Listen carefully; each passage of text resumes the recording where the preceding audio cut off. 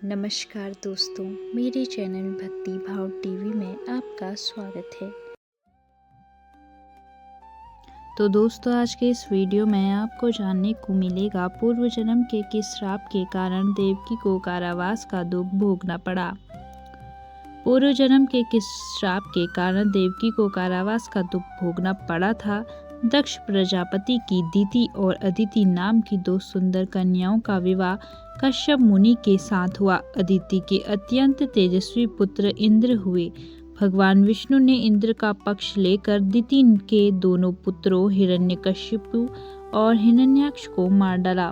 तब दिति ने सोचा, मैं कोई ऐसा उपाय करूंगी जिससे मुझे ऐसा पुत्र प्राप्त हो जो इंद्र को मार डाले। भगवान की कैसी माया है, लोग अपने को और अपने आत्मीय को तो बचाना चाहते हैं, लेकिन दूसरों से द्रोह करते हैं। यह द्रोह नरक में ले जाने का रास्ता है। तब इंद्र जैसे ओजस्वी पुत्र के लिए दिति के मन में इच्छा जागृत हुई, अतः वह अपने पति कश्यप जी को प्रसन्न करने के लिए उनकी सेवा करने लगी। दिति ने अपने मन का संयम कर प्रेम, विवेक, मधुर भाषण, मुस्कान व चिंतवन से कश्यप जी के मन को जीत लिया। वे दिति की सेवाओं से मुग्ध होकर जड़ हो गए। उन्होंने दिति से कहा, अब तुम जो चाहो हम करने को तैयार हैं। दिति ने देखा कि वे वचनबद्ध हो गए हैं, तो उसने कश्यप जी से प्रार्थना की कि मुझे बलशाली एवं परम शक्ति संपन्न पुत्र देने की कृपा करें जो इंद्र को मार दे। यह सुनकर कश्यप जी को बहुत दुख हुआ, क्योंकि इंद्र अदिति के गर्भ से कश्यप जी के बेटे हैं। उन्होंने सोचा कि माया ने मुझे पकड़ लिया। संसार में लोग स्वार्थ के लिए पति पुत्रादि का भी नाश कर देते हैं। अब क्या हो, मैंने जो वचन दिया है न तो वह व्यर्थ होना चाहिए और न इंद्र का अनिष्ट होना चाहिए। इस प्रकार सोच विचार करके कश्यप मुनि ने दिति को 1 वर्ष का पुंसवन व्रत धारण करने के लिए कहा। कश्यप जी ने कहा कि यदि तुम 1 वर्ष तक व्रत का पालन करोगी तो तुम्हारे जो बेटा होगा वह इंद्र को मारने वाला होगा, लेकिन यदि व्रत में कोई त्रुटि हो जाएगी तो वह इंद्र का मित्र हो जाएगा। कश्यप मुनि ने व्रत के लिए दिति को इन नियमों का पालन करने के लिए कहा।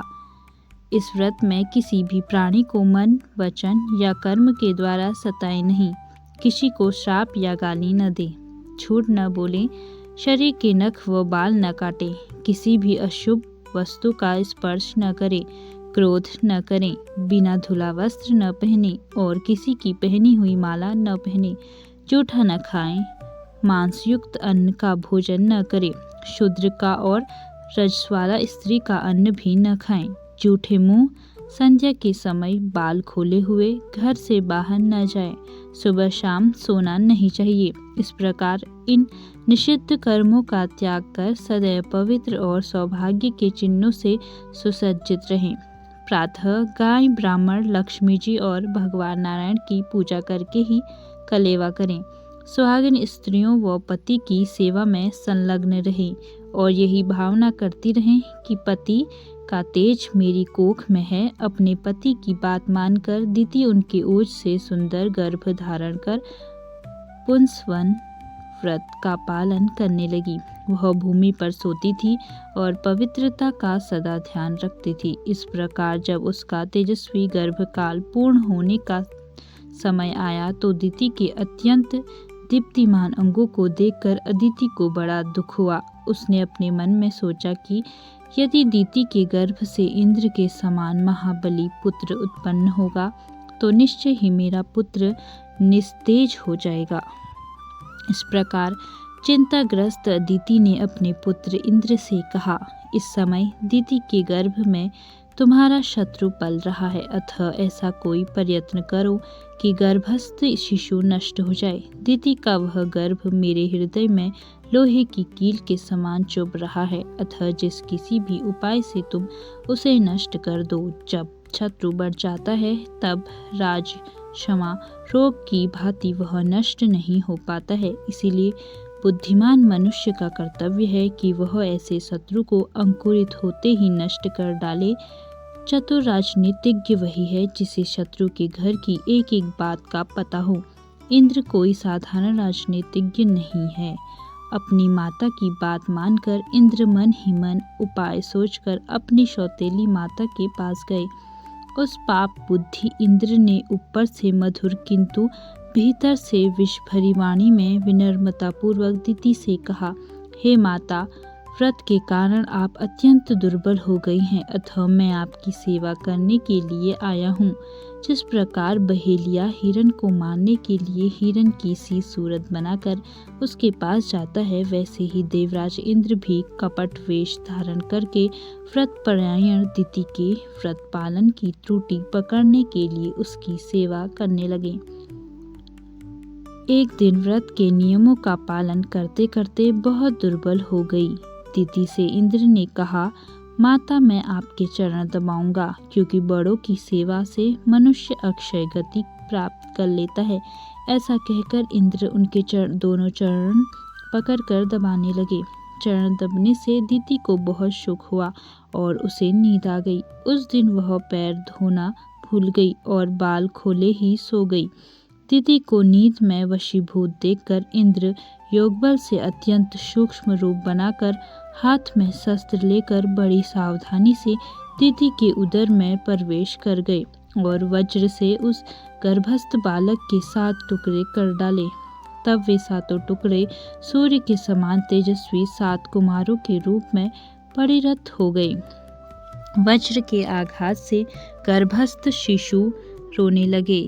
तब दानव शत्रु इंद्र ने उससे मारुद मत रो कहा। फिर इंद्र ने उन 7 टुकड़ों के 7 टुकड़े और कर दिए। इस प्रकार उन 50 कुमारों के रूप में होकर वे जोर जोर से रोने लगे। तब उन सबों ने हाथ जोड़कर इंद्र से कहा, देवराज, तुम हमें क्यों मार रहे हो? हम तो तुम्हारे भाई मरुद्र हैं। इंद्र ने मन ही मन सोचा कि निश्चय ही यह सौतेली माँ दिति के व्रत का परिणाम है कि वज्र से मारे जाने पर भी इनका विनाश नहीं हुआ।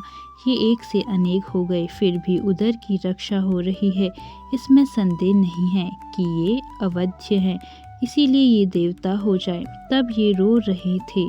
उस समय मैंने इन गर्भ के बालकों का मारुद कहकर चुप कराया था, इसलिए ये मरुद्र नाम से प्रसिद्ध होंगे।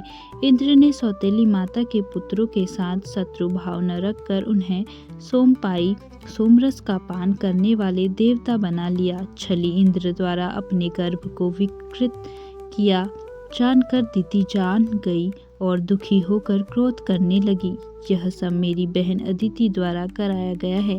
ऐसा जानकर दिति ने कुपित होकर अदिति और इंद्र दोनों को श्राप दे दिया कि इंद्र ने छल पूर्वक मेरा गर्भ छिन्न भिन्न कर डाला है, उसका त्रिभुवन का राज्य शीघ्र ही नष्ट हो जाए। जिस प्रकार पापिनी अदिति ने गुप्त पाप के द्वारा मेरे गर्भ को नष्ट करवा दिया है, उसी प्रकार उसके पुत्र भी क्रमशः उत्पन्न होते ही नष्ट हो जाएंगे और वह पुत्र शोक से अत्यंत चिंतित होकर कारावास में रहेगी। तब कश्यप जी ने दिति को शांत करते हुए कहा, देवी, तुम क्रोध मत करो। तुम्हारे ये 49 पुत्र मरुद देवता होंगे जो इंद्र के मित्र बनेंगे। तुम्हारा श्राप 28वें द्वापर युग में सफल होगा। वरुण देव ने भी उसे श्राप दिया है। इन दोनों श्रापों के संयोग से यह अदिति मनुष्य योनि में जन्म लेकर देवकी के रूप में उत्पन्न होगी और अपने किए कर्म का फल भोगेगी। सबके शासक, धर्म के रक्षक और तीनों लोकों के स्वामी इंद्र ने जब ऐसा निंदित कर्म कर डाला, तब फिर कौन मनुष्य पाप नहीं कर सकता। ब्रह्मा से लेकर तृण पर्यंत स्थावरण जगम सभी प्राणी माया के वशीभूत रहते हैं और वह माया उनके साथ क्रीड़ा करती रहती है। यह माया सभी को मोह में डाल देती है और जगत में निरंतर विकार उत्पन्न किया करती है। वेदों में कहा गया है कि सत्व गुण से सभी देवता, रजोगुण से मनुष्य तथा तमोगुण से पशु पक्षी आदि जीव उत्पन्न होते हैं। अतः जब सत्व गुण से उत्पन्न देवताओं में भी निरंतर आपस में वैर भाव रहता है, तब पशु पक्षियों में परस्पर जाति वैर उत्पन्न होने में क्या आश्चर्य। देवता भी सदा असंतुष्ट रहते हुए द्वेष परायण होकर आपस में विरोध भाव रखते हैं। चंद्रमा ने जानबूझकर अपने गुरु बृहस्पति की पत्नी का बलपूर्वक हरण कर लिया। उसी प्रकार इंद्र ने महर्षि गौतम की पत्नी के साथ अनाचार किया। जगतपति भगवान विष्णु ने वामन रूप धारण कर छल से राजा बलि को ठग लिया, लेकिन विजय राजा बलि की ही हुई, जिन्होंने समस्त भूमंडल का दान कर दिया। भगवान विष्णु जो त्रिविक्रम कहलाते थे, छलने के लिए वामन बने और उन्हें राजा बलि का द्वारपाल बनना पड़ा। ब्रह्मा जी वेदकर्ता और जगत की सृष्टि करने वाले हैं, किंतु वे भी सरस्वती को देखकर विकल हो गए।